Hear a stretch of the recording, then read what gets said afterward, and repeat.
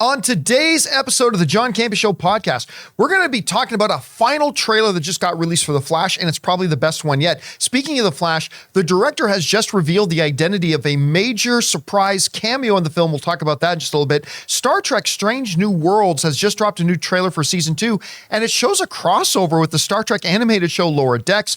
The Shazam star Zachary Levi talks about wanting Green Lantern in Shazam 3, and Michelle Yeoh has completely killed the idea of an Everything Everywhere sequel. That and a whole bunch more. The John Campea Show starts right now.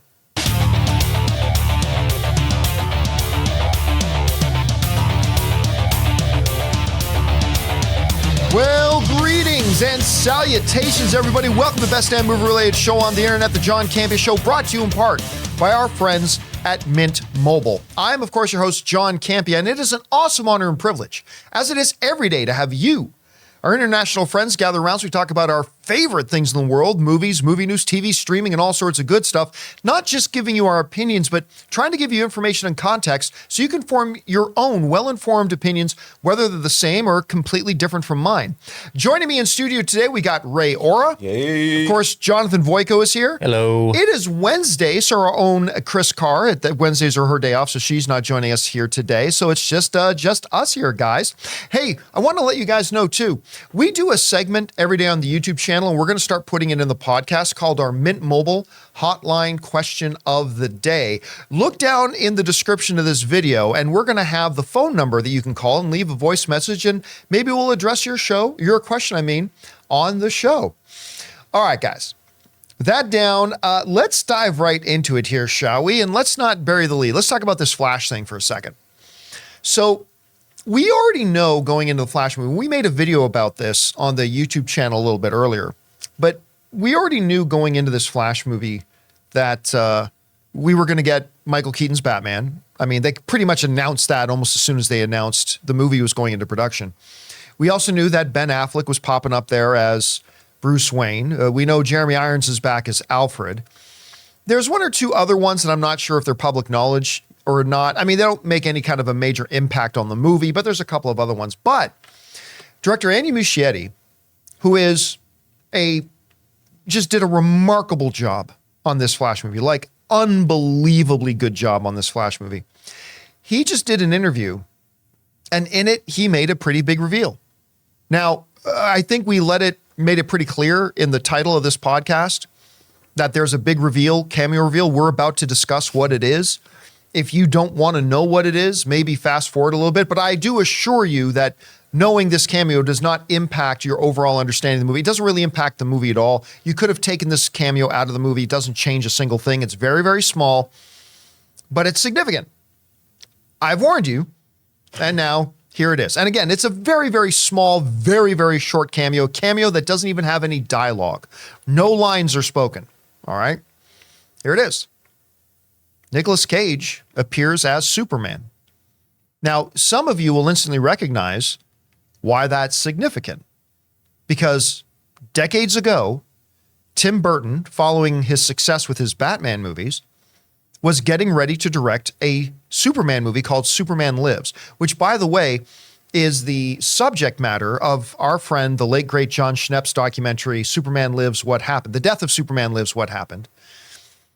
In which John Schnepp documented the development, the story, the process of getting the movie together, and how in its final days, right before starting to shoot, the movie got scrapped. You should definitely go and catch that. But for movie fans, in particular comic book movie fans, it is a story of legend that Nick Cage was going to be Superman. There's images out there and everything of Nick Cage in the Superman costume getting ready to shoot this movie. It's pretty hilarious. And they made the very ballsy decision to have a quick little cameo of Nick Cage as Superman. And again, it's very, very small. There's no lines of dialogue. It doesn't impact the movie whatsoever. But there you have it. And we talked about in the video this morning, when we were talking about this, about the fact that you're going to be in movie theaters, and when Nick Cage pops up as Superman, you're going to tell immediately which people knew or know about Superman Lives and which people do not. Because I think there's a lot of people in the movie-going audience have no idea about that Tim Burton Superman movie. And you're gonna get a lot of confused people in the movie theaters going, why is Nicolas Cage Superman? And meanwhile, you're going to hear a bunch of other people in the theater that are going to go, yeah, those are the ones that knew about Tim Burton's movie. Or Tommy Wiseau. Yeah. Tommy, look at everybody's Tommy Wiseau. They do kind of make it look like that a little bit in there. I thought it was a really fun little addition. Again, it doesn't impact the movie. It's very small. It's very inconsequential to the film.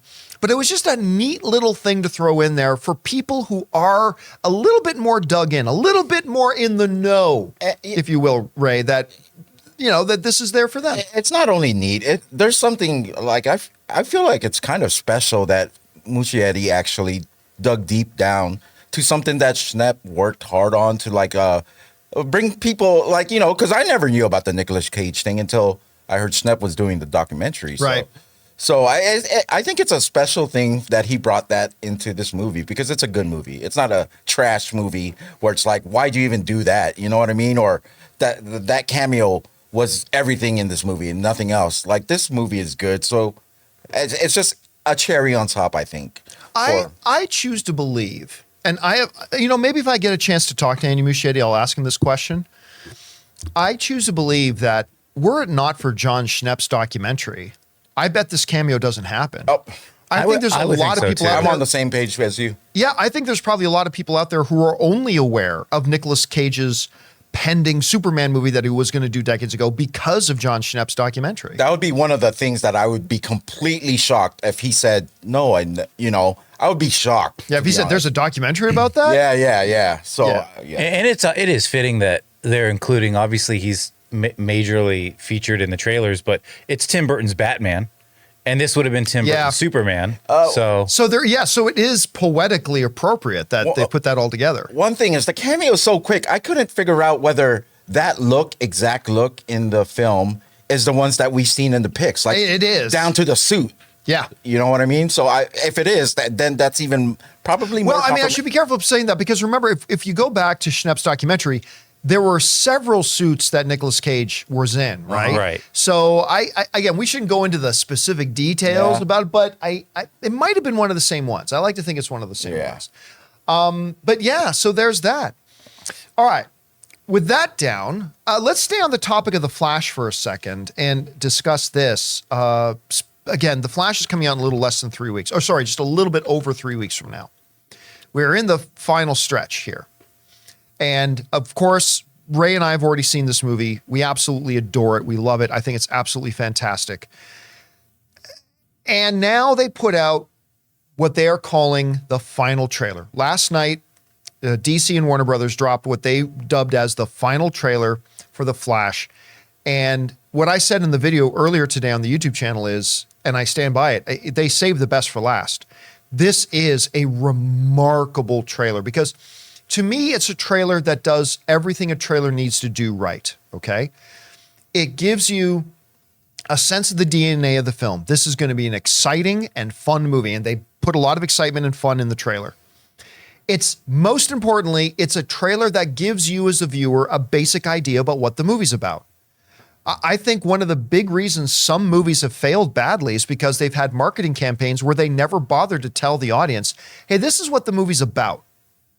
Right? Blade Runner 2049 is one of the big culprits of that. It's like, hey, everybody, look, it's the world of Blade Runner, as if that obligated people to run out and buy tickets for it. It's like, well, wait a minute, what is this movie even about? Oh, we're not going to tell you.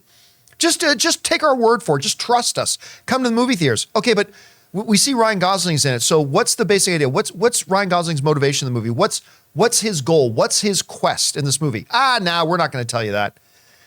And I don't think it's a coincidence that Blade Runner 2049 did very disappointingly at the box office. And I think there's a lot of movies these days that do that, where they don't even bother to tell like, Ray, if you went into Best Buy and you saw a big white box on a shelf and it said, I don't know, $49.99, right? Big white box. Oh, mystery but there's box. Nothing on the box telling you what's inside it. Are you just going to pick up the box and buy it? He might. He actually might. Yeah, you asked the wrong person. You asked the wrong person. If it was like action figures in the action figure section, maybe. No, it's just a white box, and you ask the Best Buy salesman, No, I wouldn't. Hey, come on, what's in the white box? Oh, just trust us. It's really good. You want to buy it. Well, can you at least tell me what it is I'm buying? No. We don't want to ruin the surprise. Just give us your $49.99 and take our word for it. Like, no, that nobody would buy it. Yeah. Right. You know what? This trailer gave us the fun, gave us the action, gives you a really good basic idea, not giving big things away, a good basic idea about what the gist of the story is. And so now moviegoers are now informed consumers that they go, okay, now I feel more comfortable dropping $15 to go watch this movie because now I know what I'm getting. And you know what I love about the trailer is that every piece of this movie is shown to you.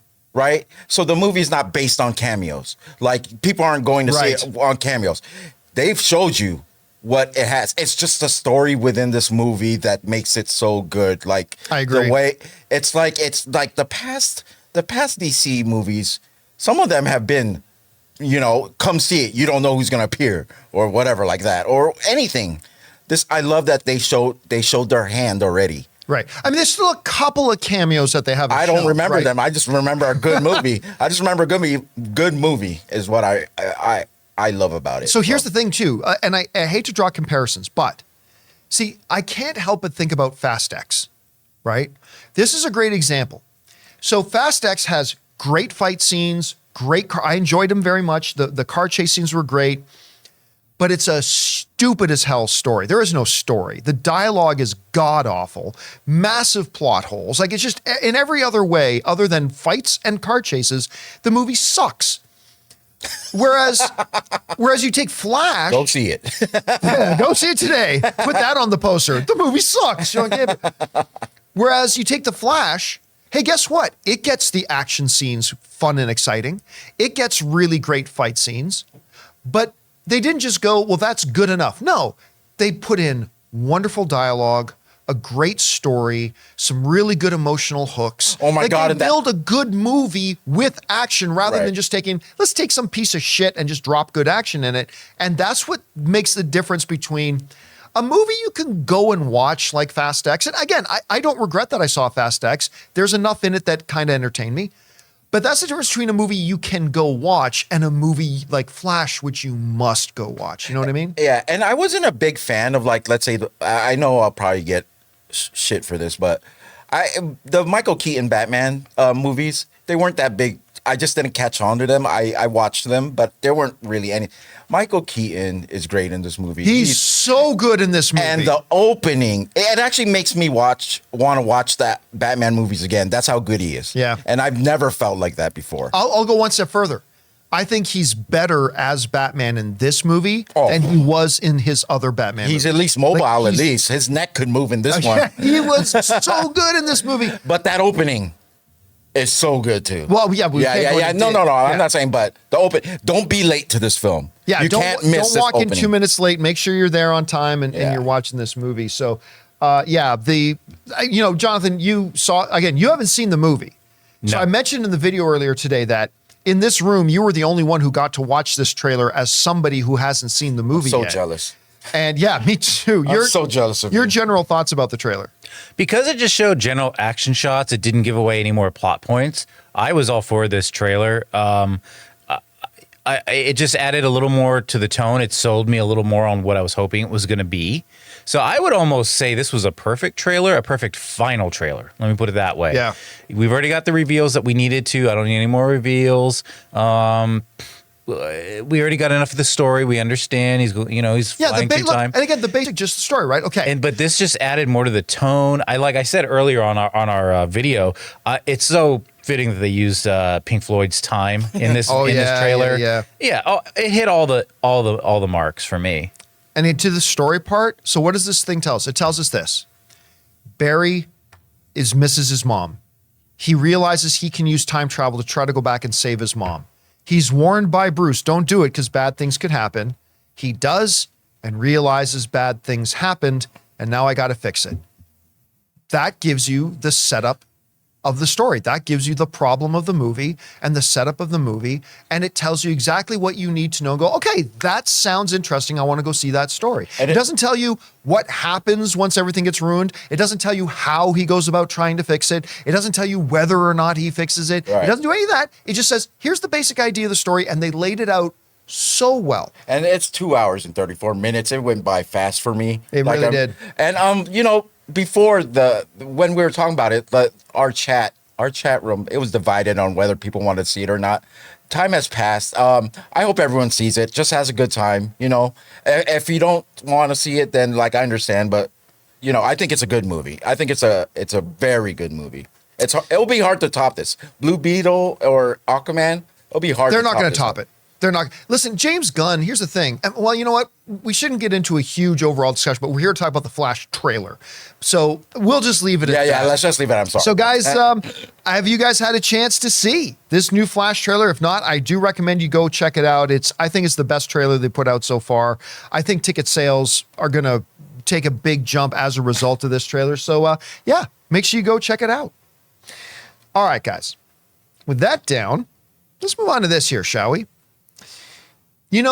Star Trek, they've been doing a bit of a resurgence with Paramount Plus and all that kind of stuff. They, of course, had Star Trek Discovery, which I like that show. I mean, it's had its stronger points, it's had its weaker points. Overall, I think it's been a pretty good show. They've had Star Trek Picard, which has been mixed. I liked season 1, wasn't a big fan of season 2. Season 3 is really quite good. But then they came out with this Star Trek Strange New Worlds. I'm not a big fan of the title of the show, but it basically follows Captain Christopher Pike and Spock on the on the Starship Enterprise. And of course, these characters were introduced on Star Trek Discovery. And the show is fantastic. It is the best of the new Star Trek. And actually, if you go over to Rotten Tomatoes, Star Trek Strange New Worlds has the highest rating of any Star Trek show in history, including the original series.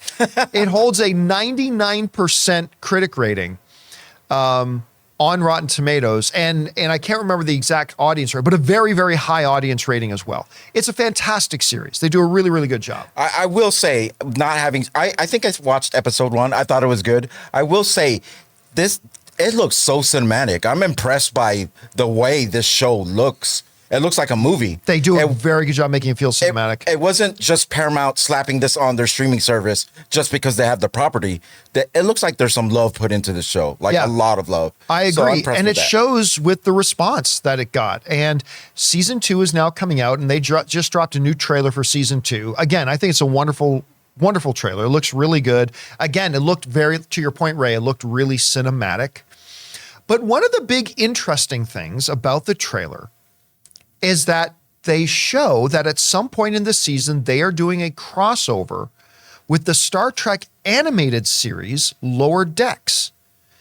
Now, I have watched about a grand total of 5 minutes of Lower Decks. I've watched 2 episodes. Did you? Yeah. Did you like it? Because I only watched a few minutes. It didn't feel like it was for me. It's okay with me. Okay. Yeah. So I am not a Lower Decks expert by any stretch of the imagination. I just watched a few minutes of it. It's like, it didn't really feel like it was for me. So I haven't watched it. But it is really interesting that not only are they doing a crossover of shows, but they're doing a crossover of an animated show. And if I understand it right, they even got the actors who voice the characters to portray them, including, I forget what the kid's name is, the dude who plays Dewey on The Boys.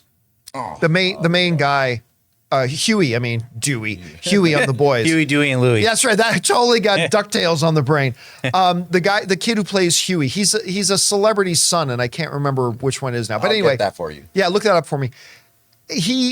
So he's one of the characters. Now, what's really interesting too is the fact that Lower Decks takes place over 100 years. Jack Quaid, thank you, Dennis Quaid's son. So Lower Decks takes place over 100 years after the events of Star Trek Strange New Worlds. So clearly, not only are they doing a crossover, not only are they doing a crossover of animated characters into live action, but they're time They're doing it trans time. So obviously there's going to be some kind of element of time travel in it. So look, I will say this. The purpose of a trailer, whether it's for movies or TV, is to increase your interest in watching it. I was already on board for Strange New World Season 2, but I got to say this trailer, even though I don't watch Lower Decks, this has made me even more interested in watching this season. And I'm jealous for anyone who's fans of the Lower Decks who actually follows it and Strange New Worlds. Because this idea to me is good, is awesome for me at least. Imagine your favorite animated show has a live action show too, and then they cross over. I really like this. It could end up being a disaster, but you know what? I actually feel like watching more Lower Decks just so I could start watching Strange New Worlds to see this crossover. So it did its job, this trailer. But I don't know if it's going to be a season-long crossover or if it's going to be one episode. I have a feeling it's probably more like one episode, but still, it looks pretty interesting that they're doing that. Yeah. All right. Guys, have you been watching Strange New Worlds? Like, do you like that show? Maybe you don't watch it at all. I think Strange New Worlds is the best new Star Trek thing done since... Well, I think it's the best Star Trek probably since Star Trek The Next Generation. I mean, I really love it. I think it's great. Yeah. Anyway, all right. With that down, guys, let's move on to this. You know, I absolutely adore the Shazam movies, particularly the first one. The first one, it was for a period of time my second favorite DCEU movie. Obviously, my favorite is Man of Steel. Everybody knows how much I love Man of Steel. But my second favorite for a while was actually the first Shazam movie. That got replaced in the number 2 spot by James Gunn's Suicide Squad, and that's about to get replaced by Flash, but that's a topic for another time. Point is, I love Zachary Levi. I've loved him ever since Chuck, and I love him in this role, and I love that movie. Then Shazam 2 came out. Not as good as Shazam 1, but I still had a very, very enjoyable time watching that movie. It made my heart smile. I thought it was charming and cute and fun. When the action kicks in, I thought the action was pretty good. Again, not as good as the first one, but I still enjoyed it quite a bit. The problem is the word flop doesn't do it justice of what happened to Shazam 2. Shazam 2 made almost 1/3 of what the first Shazam did. It only made about $133 million at the box office in a time and era where big comic book films are making that much money on their opening weekends. Shazam 2 worldwide grand total of $133 million. It almost sounds like a joke. It almost sounds like the setup to a joke, and now we're waiting for the punchline. It was maybe the worst flop in the history of comic book movies. Maybe. I'm sure there's a discussion to be had there about it, which again is too bad because I like the movie. I do, but it flopped hard. Anyway, Zachary Levi has mentioned before in the past that he would like to see Shazam and Green Lantern crossover. He said it before. Well, he's brought it up again. In a new interview, he was asked, who could also appear in Shazam 3? And he says, well, I'd really like to see Green Lantern in a Shazam 3 join us as we fight hordes of the undead. Right? He was specific in saying Green Lantern and specific in saying joining us as we fight hordes of the undead. Okay, so let's put the Green Lantern part of that aside for a second. It sounds like they've already been given some thought about what a Shazam 3 would be. Because he doesn't just say it would be great to fight alongside Green Lantern. He specifically says fight along Green Lantern as we fight hordes of the undead. So that sounds to me like he was in a room and there was discussions going on about what direction Shazam goes next and what's the thing. And it sounds like maybe fighting hordes of the undead. The Green Lantern part is interesting. I think all of us would love to see what a Green Lantern would look on screen like these days. By the way, I don't think personally that Ryan Reynolds' Green Lantern movie was nearly as bad as everyone and he himself makes it out to be. I don't think it's very good. I liked it. I don't think it's one of the great comic books. I don't think it's very good, but I don't think it was this huge dumpster fire that people made it. Actually, you know what? The first half of the movie I thought was quite good. I thought the first half of that Green. Anyway, That's a separate topic. Do either of you guys disagree? What? That there is no chance in hell that a Shazam 3 gets made? I don't in this iteration. I'll say it's not a bad thing that he's thinking about it, especially if he hasn't been told. I don't blame him for thinking about it. Especially if he hasn't been told, like, concretely that his Shazam's not moving forward. You know, he's just planning ahead just in case. Just in case, who knows? Well, you could even take it a step further. It's not in this iteration, but it could still be played by Zachary Levi. But it's just a reboot franchise. I mean, that's a little more of a stretch, but I could see it that way. But I just don't see in this run. You know, I can totally see. Like, I don't think we're going to see Zach Levi as Shazam anymore. I don't think, but I think it's totally possible. Like, I think Shazam can still, and I mentioned this in the video earlier, I still think it's possible that Shazam could show up in the DCEU and show up in movies. I just don't know how any Warner Brothers executive, even if James Gunn comes and says, hey, my next movie is going to be Shazam 3, I don't know how David Zaslav or any of the execs at WB say, we can't greenlight that. I mean, that's just, I mean, James, you're the head of the studio. You're in charge. But we're going to have to try to stand in your way because the last one lost us ungodly amounts of money. But what if it's a Max exclusive? Like there's a separate DC universe on Max. Okay, but that's the thing. David Zaslav has already pointed out that making these exclusive for Max movies don't make any money. That doesn't make them money. Yeah. Right? That's like direct so it would video. be even more financially costly for them, even if they wanted to do it on Max. So I don't think it's impossible that we could see Zach Levi pop up as Shazam again in the future. I don't think he will, but I don't think it's impossible. I just think what's impossible is that it would be as Shazam 3 because what is their best case scenario? Honestly, what is their path to a win here? Because you just went from the first movie making $360 million to the second movie making $133 million, which is one of the worst flops, if not the worst flop in comic book movie history. What's your winning scenario here? We make a third one, and this time $500 million is going to get made? I just don't see what they could possibly do. What if they transition to animation Shazam 3? It's an animated Shazam 3 by the Warner Brothers Animation. Right, so that brings up two questions. Question number one, would more people go to an animated Shazam movie or would more people go to a live action? Live action. No. I'm not saying this is going to release in theater. If the answer is less, then I just think they got to move on. Right. Anyway, that's our thoughts. Hey, guys, what do you think about that? Like, do you think possibly that we could see Zachary Levi pop up as Shazam more moving forward, either as just Shazam in other movies or in a Shazam 3? I don't see the road ahead for that myself, but maybe you do. All right. With that down, guys, let's cover one last main topic here, and that's this.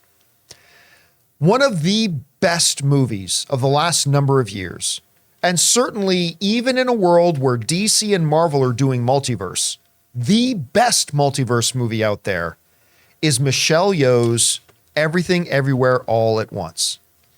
It is simply an incredible film that basically swept the Oscars. It won, I believe, Best Screenplay. It won for Best Directors for the Daniels. They won Best Director. And most importantly, of course, for the film, it ended up winning the big prize, Best Picture. And fully deserved. It was the biggest success that the studio A24 has ever had financially. Well deserved.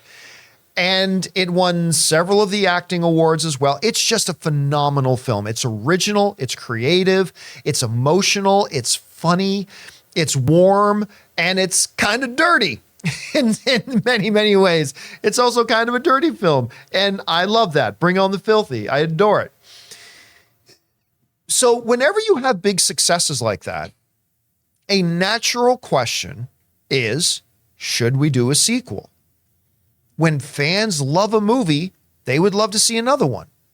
When a studio has financial success, and again, this is the biggest financial success. I mean, it's not a big blockbuster when you measure it up against, Harry Potter movies or comic book movies, no, but it's the biggest success that A24 ever had. So both from a fan perspective and from a studio executive perspective, you got to think that the conversations of Everything Everywhere All at Once, no, I'm sorry. Let me rephrase that. Everything Everywhere All at Twice. Everything Everywhere All at Twice, the sequel. You got to assume that there's been some discussion about doing that. Well, maybe there was. Maybe at some point there was, but there ain't going to be one because the Academy Award winner for Best Lead Actress, Michelle Yeoh from Everything Everywhere All at Once, has pretty much come out and shot that down. This is coming from an interview that Michelle Yeoh did with Variety, talking about the possibilities of a sequel for Everything Everywhere, and she said this: there is no sequel. You know, it's one of those movies where we would just be doing the same thing. We already fought the biggest enemy, which is sometimes ourselves within ourselves. And we brought out the message of how we're going to do it and reminded every one of you is a superhero, because we all inherently have the superpower of love, compassion, and kindness. We don't need a cape to be a superhero. We can do it every day, anytime we choose to. So no sequel.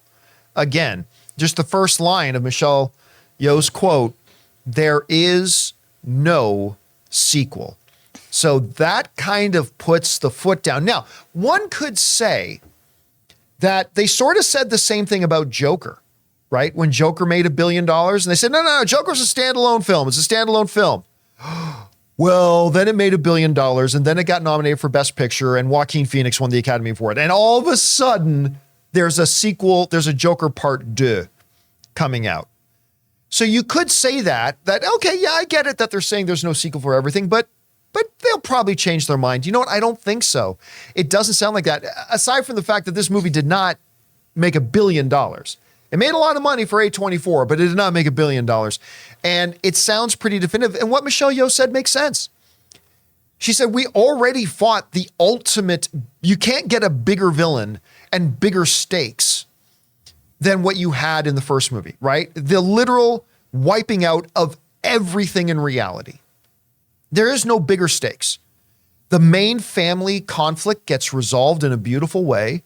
I mean, it's really all done. So listen, while I would be the first person to line up to go see an Everything sequel, I got to say, I agree with the decision. I agree that there won't be one. I agree that there probably shouldn't be one. I don't know, Jonathan, could you possibly see a path that they could do a sequel to Everything Everywhere All at Once? There's a path. I mean, unlike Joker, where you're dealing with an IP where people are like, of course you could go on and make another one of these. The creators didn't want to at the time. They changed their mind, but there was an appetite for it for sure. With a movie like Everything Everywhere All at Once, it's like, it seemed very insular. It seemed like it really, the story is not about the multiverse. It's about love, family, communication, and being there for each other. I mean, that's really what it is. At the end of it wasn't about defeating an enemy in a multiverse. That that was the pretext for we never talk, we don't communicate. You know what I mean? So I feel like since the whole movie was basically an analogy anyway, it's like what is the big bad next? It's not about superheroes and defeating enemies. So yeah, they could make another one, sure. And maybe they could even make it more compelling. You know, I'm not the creators of this, so wiser men and women know better than me. So yeah, sure, you could. I just feel like you don't need to with a film like this. It's different from Joker because that's based in comics and we have sequel after sequel. We're conditioned for that. You also make a point, it didn't make $1 billion. Does this track lower, or does the significance of all of its Academy wins push people into theaters? I don't know. I mean, they would for opening weekend, but then if it wasn't as good as the original, then you're going to get a trail. So me personally, I feel like, no, move on to something else. I want to see these writers and their talent. I want to see that used for other stories now. And to the point we're talking about how, like, look, Everything Everywhere didn't make $1 billion like the Joker. You might be asking, how much did it make? Get this. It made $140 million. $140 million. Yeah. Now that's more than Shazam 2 did. And it does represent the biggest box office hit in the history of A24. But yeah, it's not like it's a guarantee. I think the problem is that the sequel is begging for a spectacle, but at its heart, the movie was not about spectacle. No, at its heart, the movie's about a mother and her daughter. Yeah. Right? And even a husband and a wife. All right, guys. For you, we ask, what do you think about that? Like, would you be down for an everything sequel, I know I would be down for it, but I just don't know where you go with it or what the purpose of it would be, even though it did win all the Academy Awards. And again, the studio's biggest hit that they've ever had. What do you guys think about it? All right. Guys, with that down, we are now going to go over and start taking questions that our YouTube channel members have submitted. If you are one of our great YouTube channel members, thank you so much for being a channel member. A little bit earlier, we put up a post in the community tab of our YouTube channel asking our channel members if they had questions for the show. Now, we're going to get to those in just a second, but before we do, we're going to take just a moment here and thank a couple of the sponsors of today's episode of the John Campea Show, our friends at Mint Mobile and Helix. This video is sponsored by Helix Sleep. Their Memorial Day sale is running now, and it's a great time to upgrade your mattress. You can get 25% off your purchase for a limited time. Check out the Helix site for more details. Guys, Helix Sleep offers the best premium mattresses, custom fit to your needs, conveniently shipped right to your door. And in case you're not 100% sure which mattress is best for you, Helix Sleep's quiz matches you to the perfect mattress based on your body type and sleep preferences. Guys, you know Ann and I have had our Helix mattress for almost a year, and even when we go to Las Vegas and stay in these beautiful hotel rooms, we can't wait to get home to get a great night's sleep in our Helix mattress. The mattress comes rolled up in a box and is easy to set up, and there's even a 100-night sleep trial to test the mattress out to ensure that you love it. And good news, Helix is having a great Memorial Day sale that goes from May 15th to June 4th. Visit helixsleep.com/Campea to get 25% off your Helix mattress plus 2 free pillows during their Memorial Day sale, running now for a limited time. We want to thank a sponsor of this video, Mint Mobile. From the gas pump to the grocery store, your utility bills and favorite streaming services, inflation is everywhere. Seriously, make it stop. Thankfully, there's one company out there that's giving you a much needed break. It's Mint Mobile. As the first company to sell premium wireless service online only, Mint Mobile lets you order from home and save a ton with phone plans starting at just $15 a month. You guys know that ever since I switched to Mint Mobile, I've been saving almost 70% a month over my old phone plan. For people looking for extra savings this year, Mint Mobile offers premium wireless for just $15 a month. By going online only and eliminating the traditional cost of retail, Mint Mobile passes the significant savings on to you. All of their plans come with unlimited talk and text plus high-speed data delivered on the nation's largest 5G network. Use your own phone with any Mint Mobile plan and keep your same phone number along with all your existing contacts. Switch to Mint Mobile and get premium wireless service starting at just $15 a month. To get your new wireless plan for just $15 a month and get the plan shipped to your door for free, go to mintmobile.com/Campea. That's mintmobile.com/Campea. Cut your wireless bill to $15 a month at mintmobile.com/Campea. And thank you to our friends at Mint Mobile and, of course, Helix for giving me the greatest night's sleep I've ever had in my life for sponsoring this episode of the John Campea Show.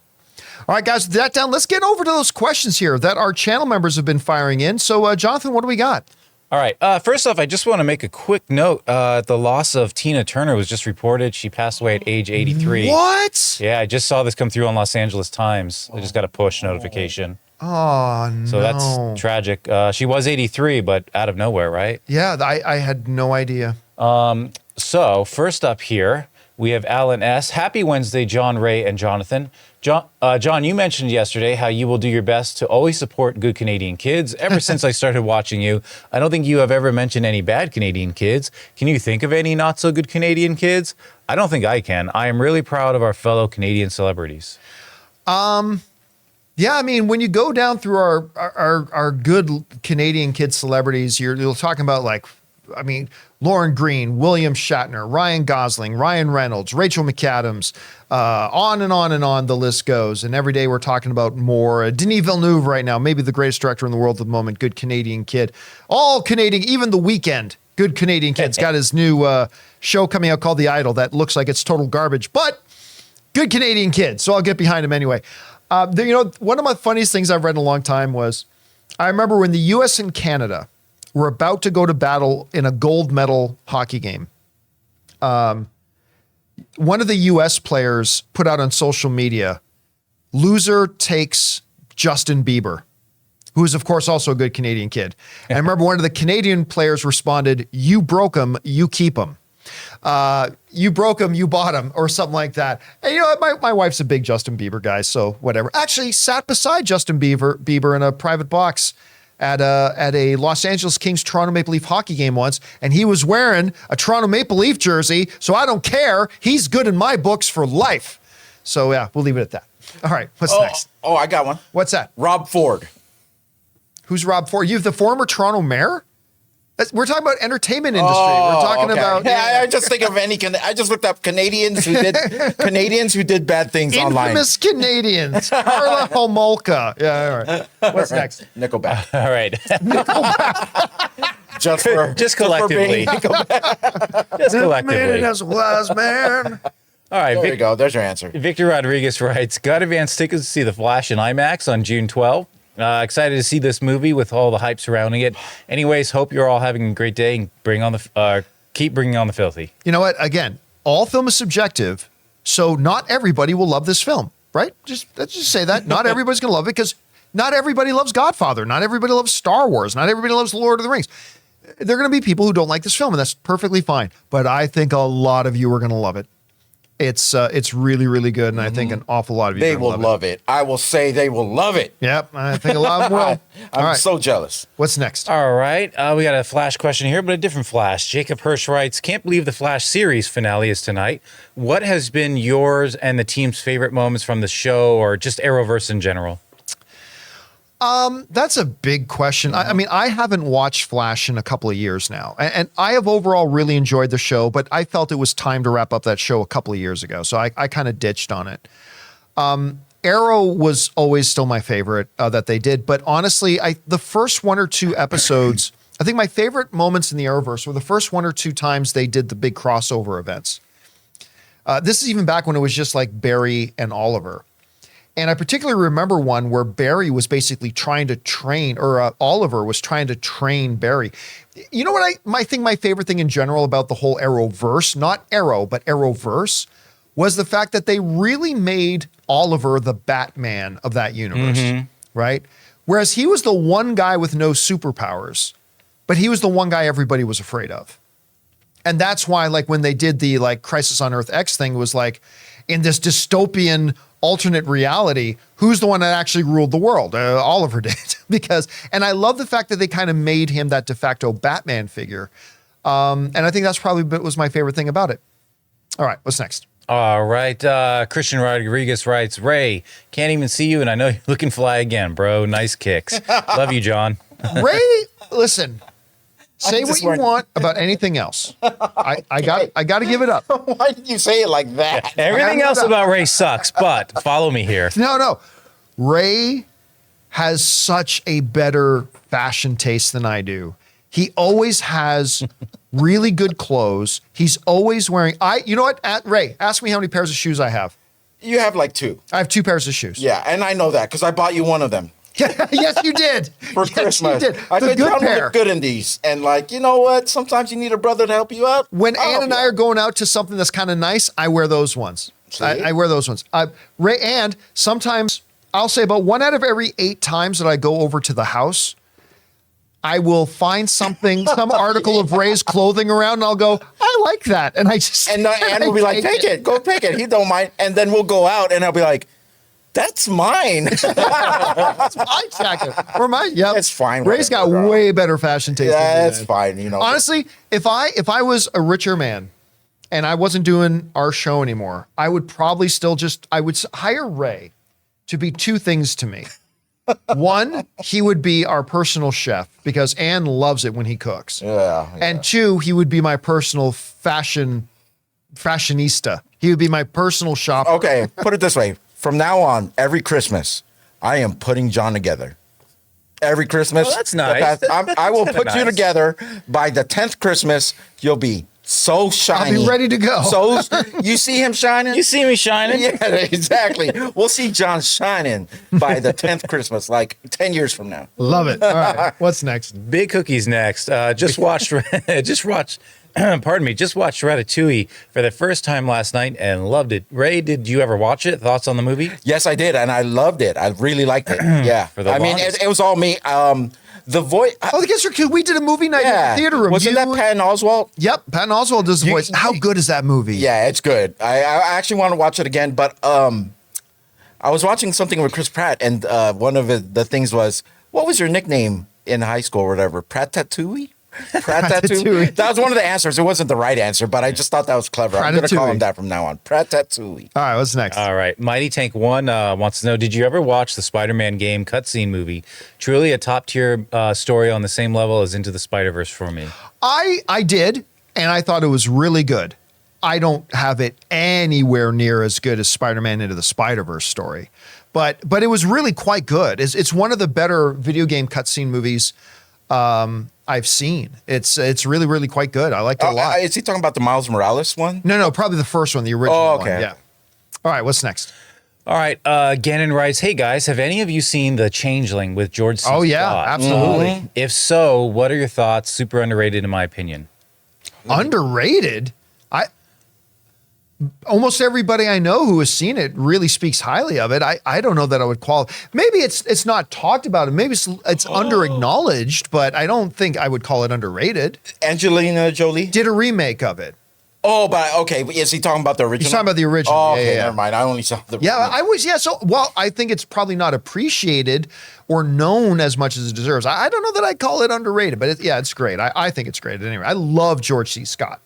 I loved him. He had such a great commanding presence. He was even in that first Drew Barrymore Firestarter. Remember that? A lot of people didn't like that movie. I thought the movie was great. No, I remember that. All right, what's next? Wow. Right. I even liked his Patton? A Christmas Carol, his version of it. Oh, I totally forgot about that. He's not even British, and he carried that. Jaden Voss writes, what is each of your guys' favorite It's So Bad It's Good movie for me? For me, it's tied with Winnie the Pooh, Blood and Honey, and oh my God, Birdemic 1. Never heard of Birdemic. A friend of mine is actually in Birdemic. I have a friend of mine that she's in that movie.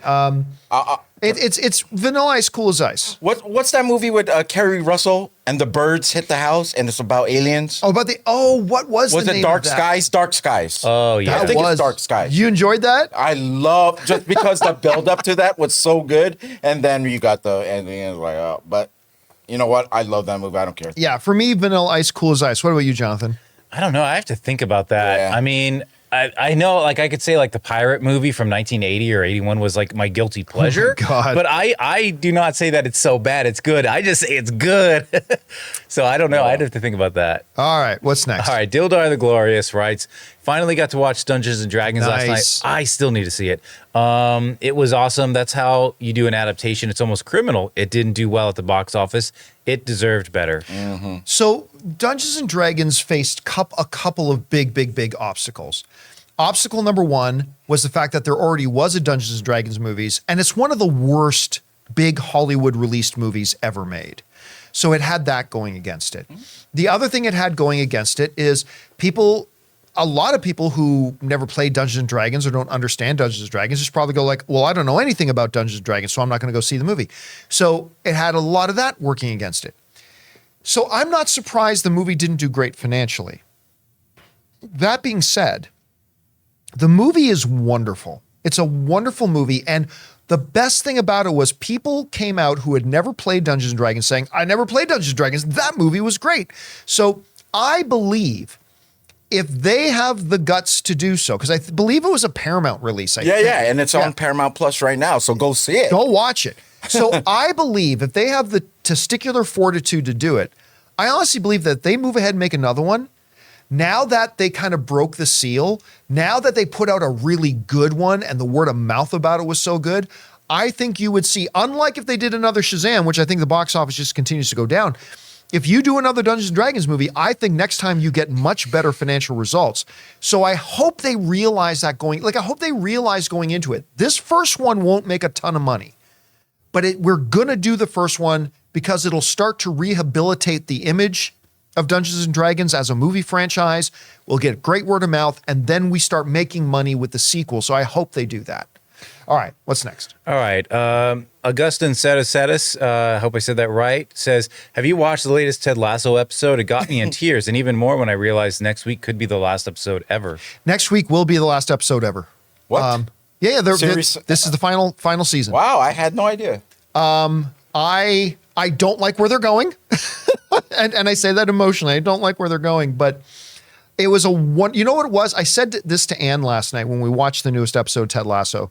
I said, this really felt like Ted Lasso season 1. Like it really had a season 1 kind of, and I've loved this season, don't get me wrong, but it just had a lot of that feeling that Ted Lasso had in its very first season, which some argue might be the best season was the first one. But yeah, they are clearly setting everything up that next week is the last episode of the season, yes, but it's probably the last episode of the show.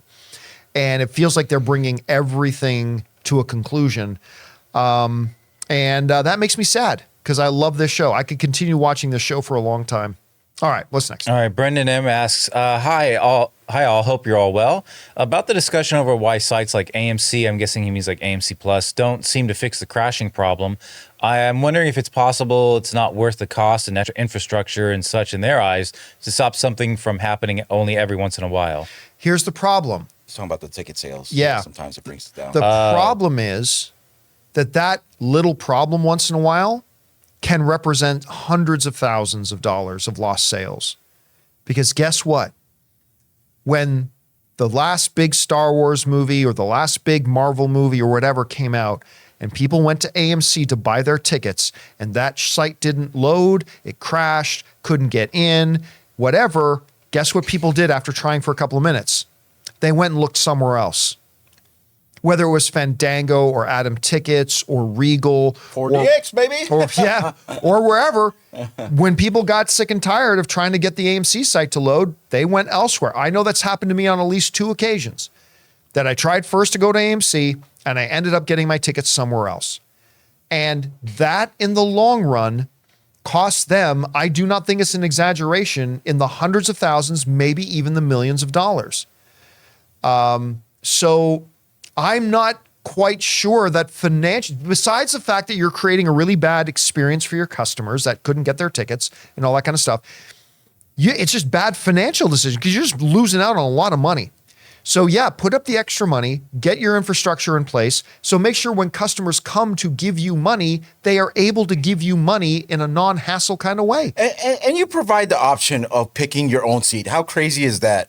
And you can't even get your thing right about, people actually being able to choose and get into the site when a big movie comes out. I think that's very, I just think they're overlooking the importance of having a good site, a good working site. A good solid background. Now look, in their defense, on some of those movies, like when the Endgame tickets came out and stuff like that, in their defense, they weren't the only ones that had their site crashing, right? Like almost everybody had problems. But again, it does highlight, you got to get your ducks in order here, because if people come to give you money and they can't open your doors, they're going to go give that money to somebody else. So get it fixed. And if people are able to get tickets from a third party, Atom Tickets, to your theaters, there's a problem there. We should be able to go to AMC and get the tickets there, not go through something else. All right, what's next? Amin writes, have you started watching Silo on Apple TV yet? Not yet. I'm 3 episodes in, and it's really good. Very City of Ember-esque, but more gritty. The mystery aspect is great. Rebecca Ferguson is awesome. You know what? Ann wants very badly to watch this show. I do too. I keep forgetting. You should come over and we should start watching it because we want to start watching it too. I've heard nothing but great, fabulous things about it, so we got to get on that. Yeah. All right, what's next?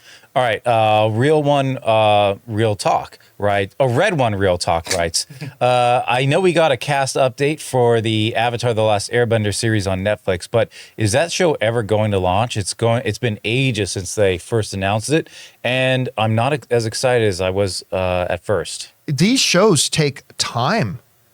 Yeah, they announced that they were doing it and who their cast is going to be, but these shows take time to put together, especially when it's season 1. Like once you've done your first season, you've got a lot of your sets and you've got your world and you got all that kind of stuff. You can get moving on other seasons a lot easier, but it takes years of development, especially for something like in the fantasy element. It takes years of development. So yeah, this show is coming, and I have a feeling it's going to be really good because other than HBO, which are the grand high standard bearers, Netflix does the next best job of putting series together. I don't think anybody else other than HBO does it better than Netflix does for their TV series. So not that they haven't had a few misses, of course they have. Cowboy Bebop, for example. But most of the time, their shows are excellent. So I think it's going to be really good. This is going to get that Stranger Things love. It's going to be one of their properties that they like cherish. If it's good. Yeah, if it's good. Yeah. This is going to be one that they baby like Stranger Things. All right, guys, and I think that's all the time we have for today's episode of the John Campea Show. Thank you guys so much for being here and making this show a part of your day. If you were listening to this on our podcast feed, thank you so much for subscribing to our podcast. If you're watching this on the YouTube channel, make sure you jump down into the comments below and leave your thoughts about any of the topics that we discussed here today. Big special thank you to those of you guys who are our YouTube channel members who sent in those questions. We got through as many as we could, and we'll get through some even more tomorrow. So, for myself, Ray Ora, Jonathan Voico, my name's John Campea, guys. Thanks so much for being here. And until next time, my friends, bye-bye.